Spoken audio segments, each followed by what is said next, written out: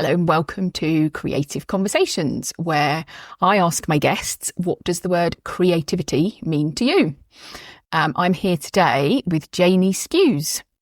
Can you quickly introduce yourself? Tell us a bit more about what you do. That's a scary question. Thank you, Nina.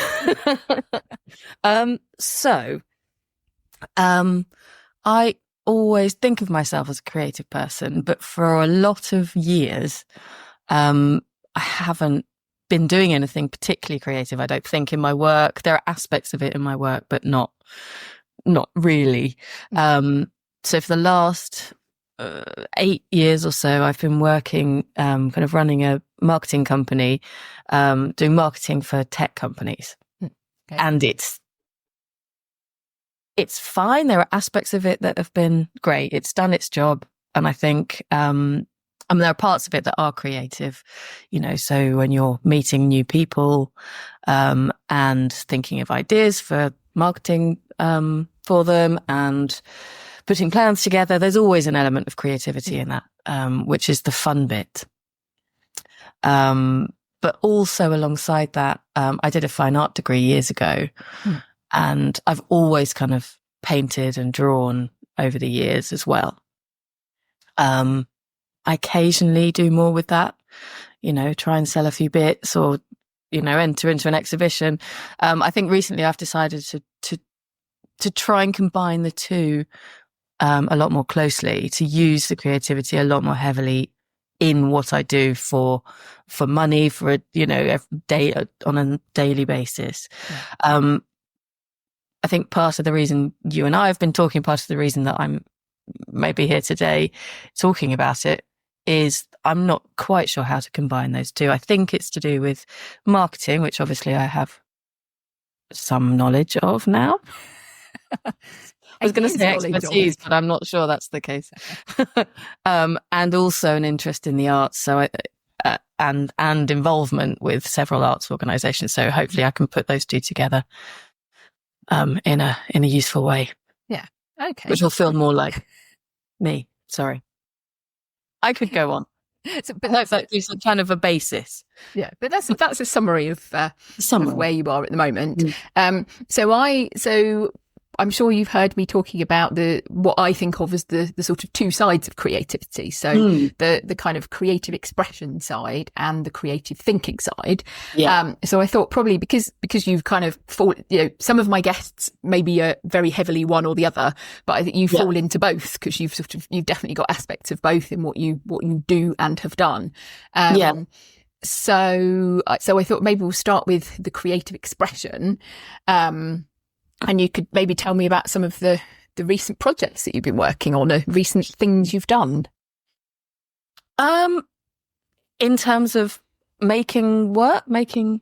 Yeah. So in terms of your making and your creative outputs, and yes, those.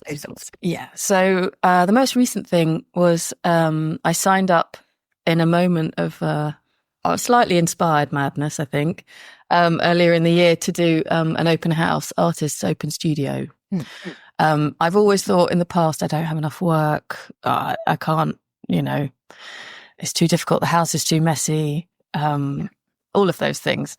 And I thought this time I'm just gonna do it. And it was because I'd been working on some work I particularly liked for the first time in a while. I've been actually focusing on creating,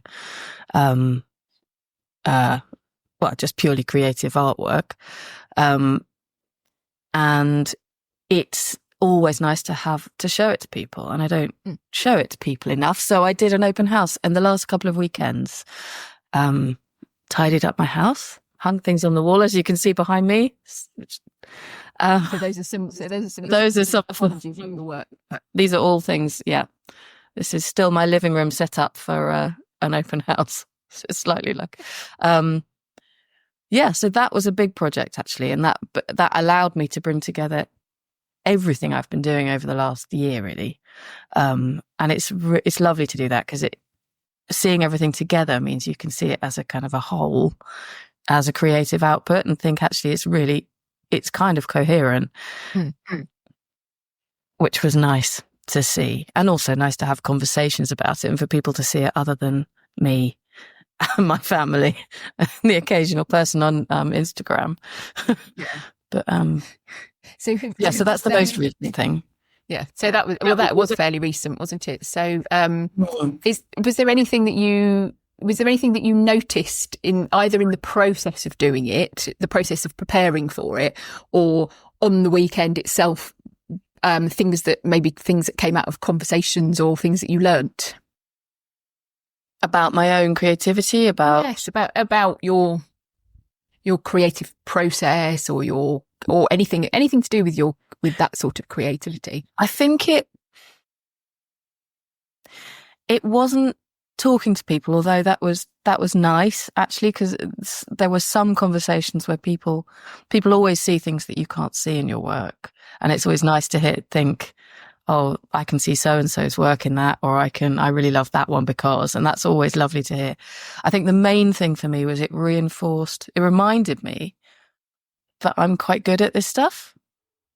I worked in galleries for years, and I've always really loved hanging shows. I really like curating, and it reminded me of that. Even though I was just curating my own work in my own living room, it reminded me that was something I really enjoy. And I think that's definitely something that I'm going to pursue. But it reminded me that was actually an important part of what I do, is how you present it. And I haven't been presenting my work for a long time. So it's kind of really reinforcing. And the fact that people quite liked it, and it looks good up, which it doesn't look so good scattered around the floor and under the sofa or wherever you keep it. It doesn't look quite so nice. So actually presenting it for show makes it into a thing. I think it's really easy to dismiss kind of creative output if you don't think you do it professionally, or you don't see yourself as being an artist being your main thing that you do. For me, it's been something I've wanted to do as my main thing for always and never quite got to it. So it's easy to kind of shove your work aside, and it's easy to dismiss it if it's just these little bits of drawing that you put in a drawer, or you know what I mean? It's like, yeah, I mean, it sort of reminds me of all my millions of photos, actually, because I don't, some of them I used to, I sold my SLR in the end. I had a digital camera and all sorts of lenses, and I sold it because, with a young child, I just wasn't really getting out and using it properly. But I have got so many photos from over the year, from the last, I was going to say 20 years. Probably 15. And it starts to be long, doesn't it? And it's a lot of stuff, and it's just because I guess it's like hiding things away in a drawer. In this case, they're all stored digitally. Yeah. And I'm just sort of glancing up. I've got a couple on my office wall that I printed out on canvases, and it just makes them look so lovely, because they are lovely. They wouldn't look lovely if they weren't already lovely. No, I mean, I wouldn't put them up if they didn't look nice. No.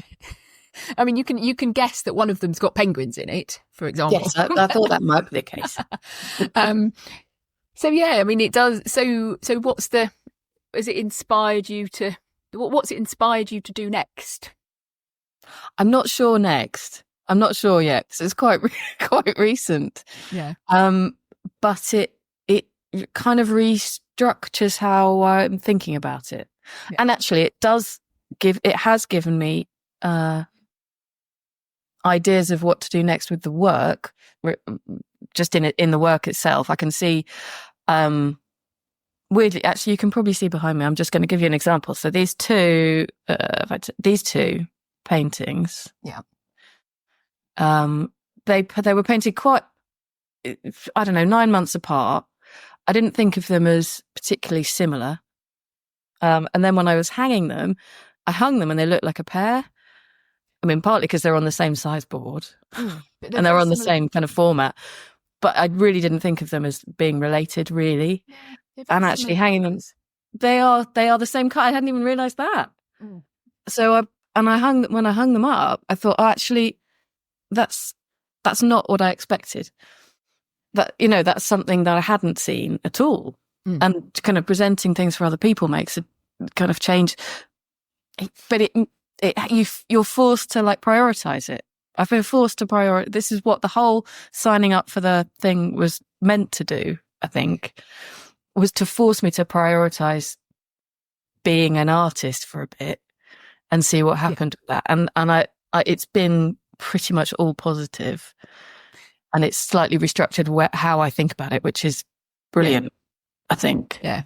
So what are you going to, how do you make time for doing that? Have you got a specific routine with that, or? No, I haven't, but I'm at a bit of a transitional point, as I think you know, and our kind of tech marketing thing is really, we're not doing a lot of that at the moment. I've been working with my husband, and neither of us really working on that much. And we're looking for new places to take our work. And it's going to definitely feed into how I plan, the next few years, probably, because I know that for me, it's going to be very important to plan in, because I'm not going to be able to pay the mortgage or pay the rent, whatever, with being an artist. If ever, certainly not in the next few months. So not practical to think about that. But I can plan to give it a substantial amount of time. Yeah. And prioritize it, which is something I've never really done. So I think that does that make sense? Yes, it does. Yeah. So that it puts it higher up the priority list. Yeah. And so why is that?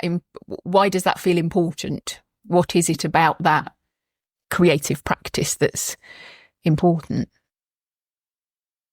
Makes me happy.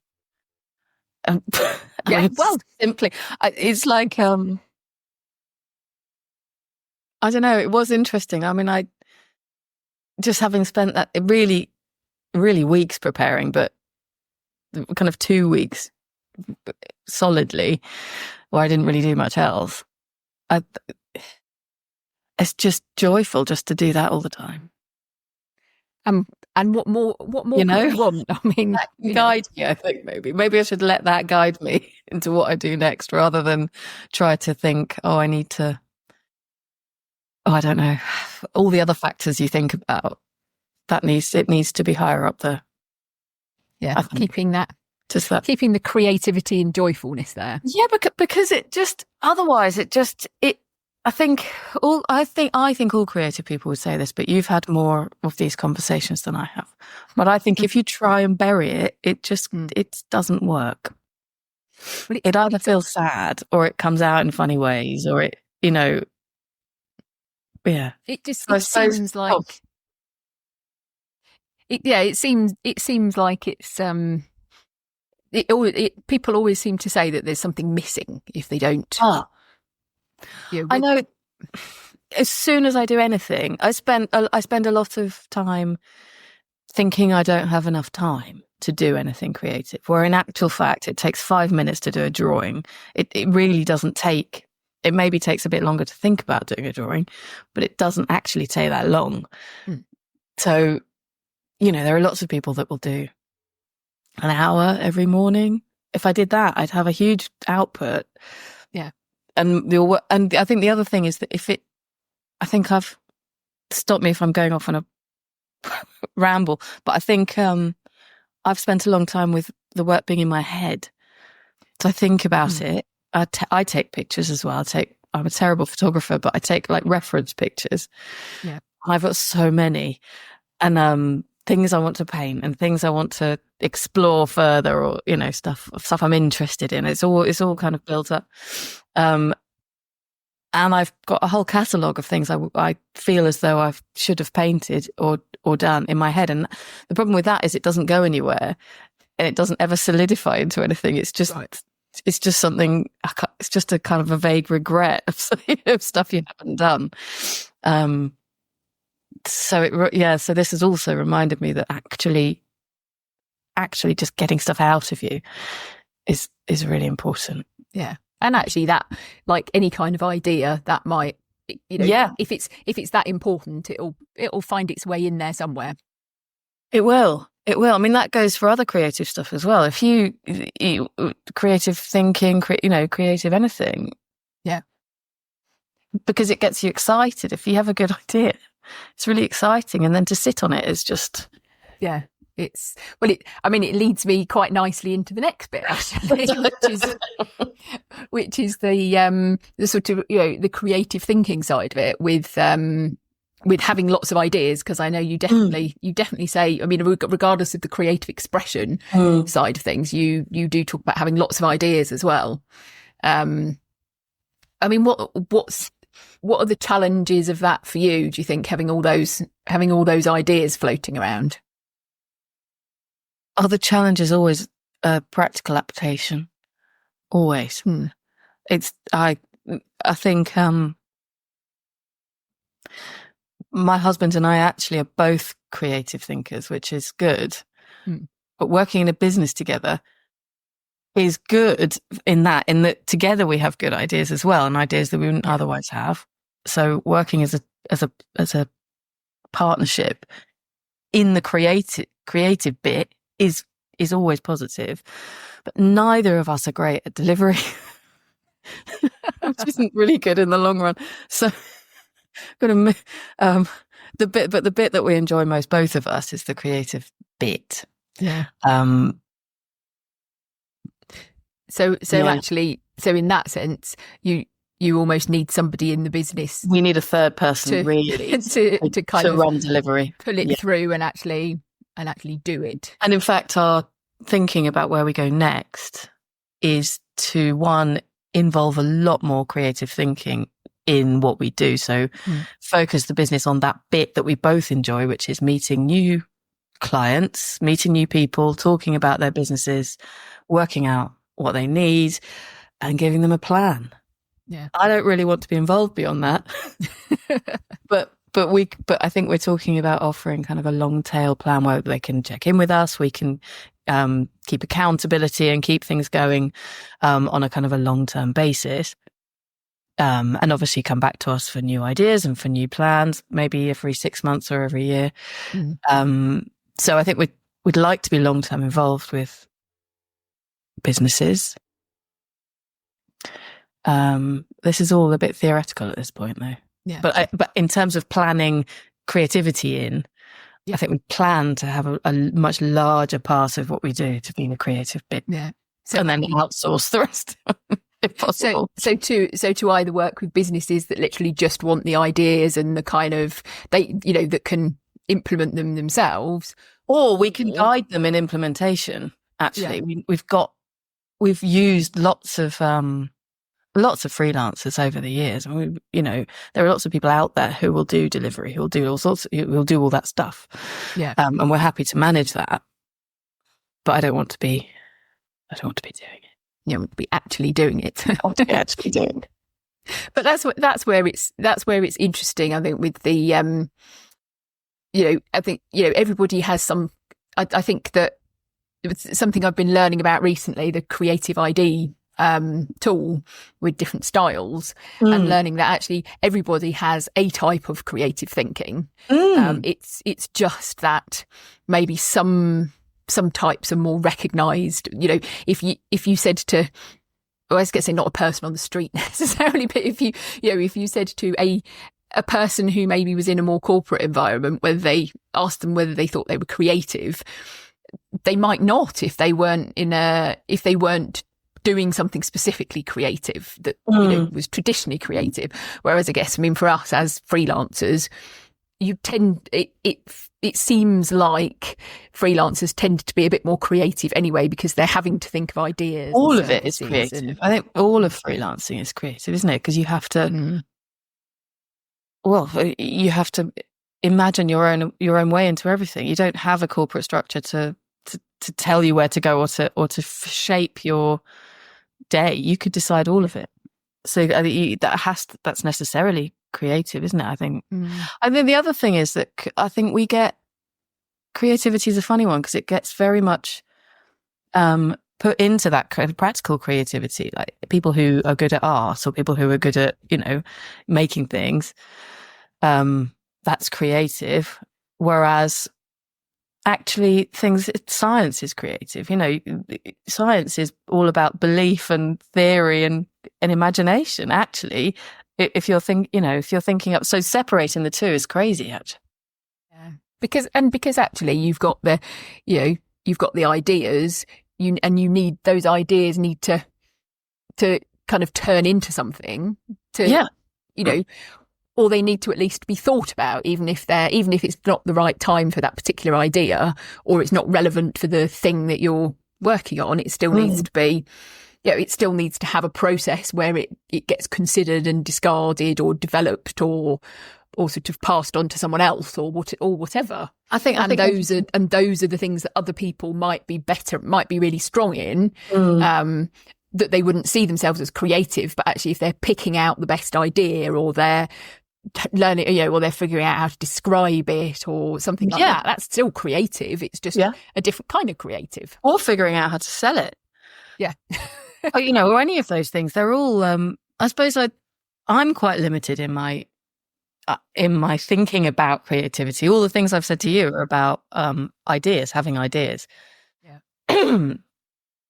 And I suppose and that goes across everything. That's everything humans ever do. Yeah. You never do anything ever if it didn't start with a thought that you then followed through and kind of made into a thing.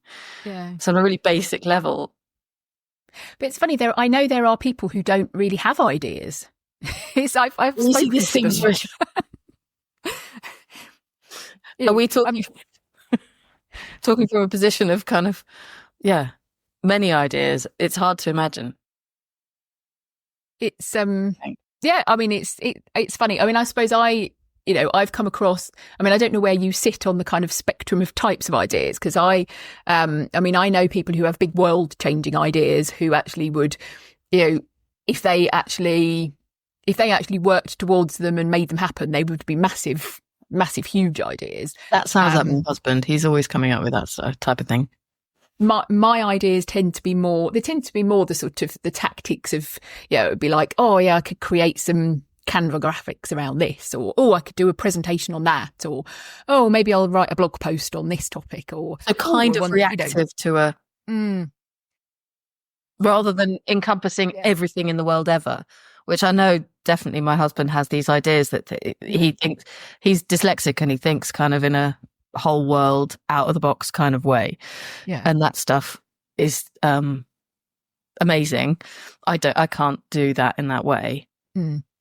But yes, you're right. So I can have a creative response to a problem, for example. Yes, and that's where my ideas will generally be things that build on something that already exists. Yes, same. Yeah.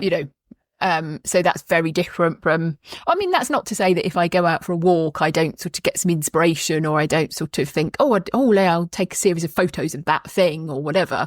But it does tend to be, I don't tend to be sitting there thinking, I'm going to change the world by doing whatever.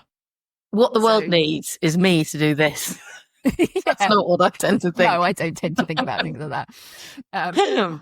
So but it is funny to think that there are people who have those big ideas. There are people who have the more reactive ideas at various different levels, and then there are people who really genuinely don't have ideas. They just, I guess someone gives them something to do and they just do it. Well, I can do that too. But is that satisfying? No. I don't mind, actually. I don't mind a repetitive task that I don't have to think about, because then I can think about other things. Yeah. Do you get inspiration when you do those sort of boring, repetitive tasks? I get inspiration. I think you did a post about this the other day. I get inspiration swimming. Yes. Boring, repetitive. Takes up most of your brain, but not all of it. I think crucially, it leaves the thinky bit free. And because it's quite rhythmic, it's just sort of, you just kind of do it, and then a thought pops into your head, and then you go, oh yeah, I wonder what I could do with that. Yeah. And then by the time you've finished another 2 lengths, you've got this entire thing that you really wish you could actually get out the pool and write down, because otherwise you're going to forget it. And I don't know about you, but I find it very difficult to quieten down the rest of my brain most of the time. I don't know if it's a neurodiverse thing, I have no idea. But most of the time there are other things happening. Yeah. But somehow doing the physical thing and being very limited to, it's boring swimming, really. Swimming length in a pool is not very interesting. But somehow, like with all of your physical stuff taken up, I don't know, it keeps enough of your brain busy to let that bit be free. Yeah, that's it. Yeah, I don't know. So it just sort of, it lets out those ideas. So, I mean, does that, I guess that's an interesting one with the talking about how busy your brain is right now. Because I find I often have lots of stuff in my brain that are just all those things that need doing. I mean, it's like they call it the mental load, don't they? With Mum, I think parenthood, parent is weighty in that way. But I don't feel like I have this sort of, because some people talk about having this almost like if you sit there that your brain's got lots of stuff in it. And sometimes my brain has, if I really have a big long to-do list and it's like, I really must remember to go and buy that thing or book my daughter's school lunches or do whatever. And there's a whole load of stuff, but I can perfectly happily just sit here. I mean, there's nothing in particular going around in my brain, so. Same. In fact, I think a lot of the time, if you ask me if I'm thinking about anything, I'd probably say no, actually.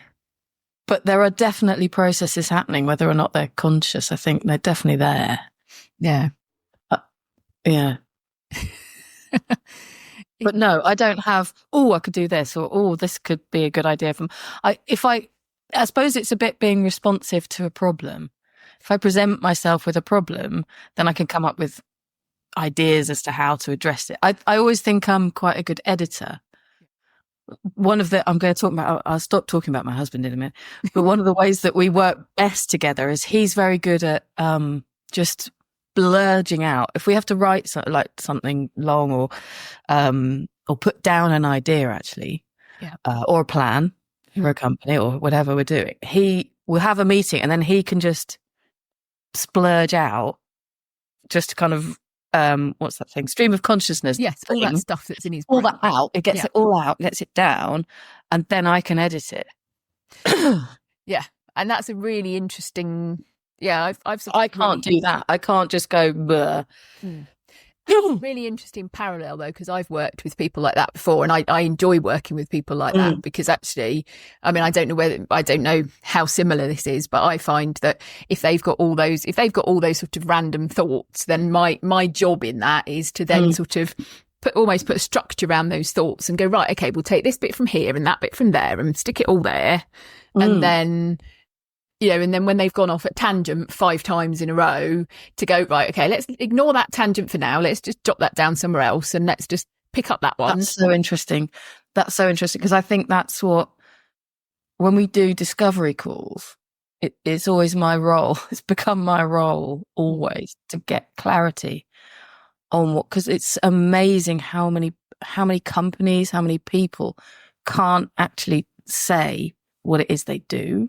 Yeah. Or clearly, or what it is they want to do, or what, or they know that they know, and I'm sure they've had endless conversations about it, but actually in the moment they can't, it's not clear, or certainly not to me anyway. So I sometimes act the slight idiot, especially in a tech kind of setting where I'm not an expert. So I can kind of get them to talk about it in normal language, and then I find I can ask the right questions to kind of just narrow it into a thing that makes sense. Yeah, that's so fun. I love doing that. Just working out, and then and so I think some of the work I've done as well that I've really enjoyed thinking about it is interpreting and making diagrams of process diagrams of how things work, and obviously making them look beautiful at the same time. Like hand drawing bits of them and stuff. But there's a real satisfaction in that for me, like just getting it clear. Yeah, well, I have to say I can relate to that bit actually. Yeah. Yes, taking a big crazy idea and then just sort of you do that. That's what you do.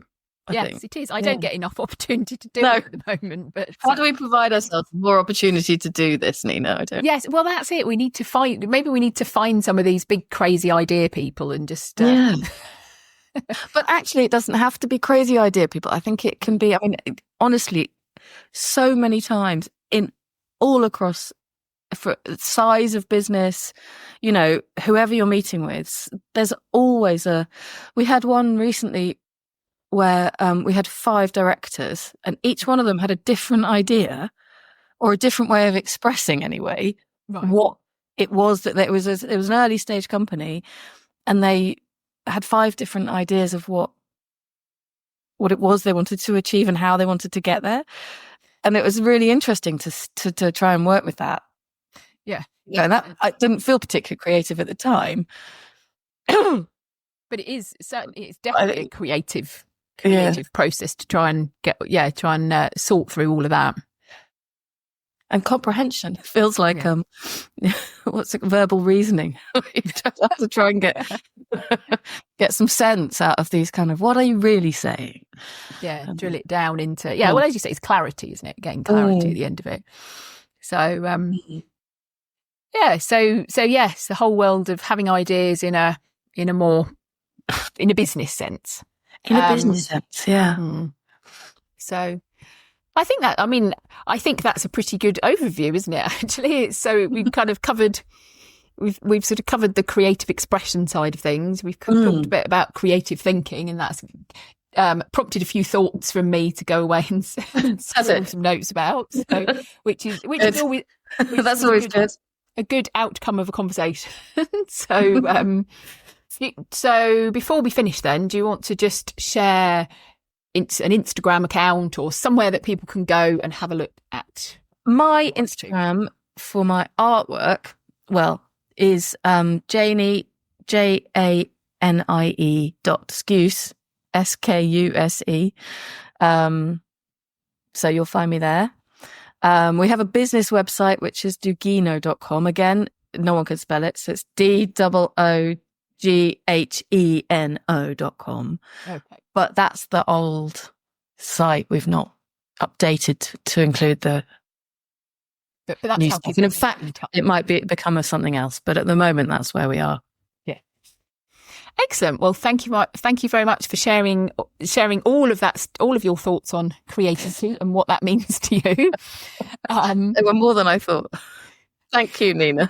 Okay. Thank you very much. Thank you.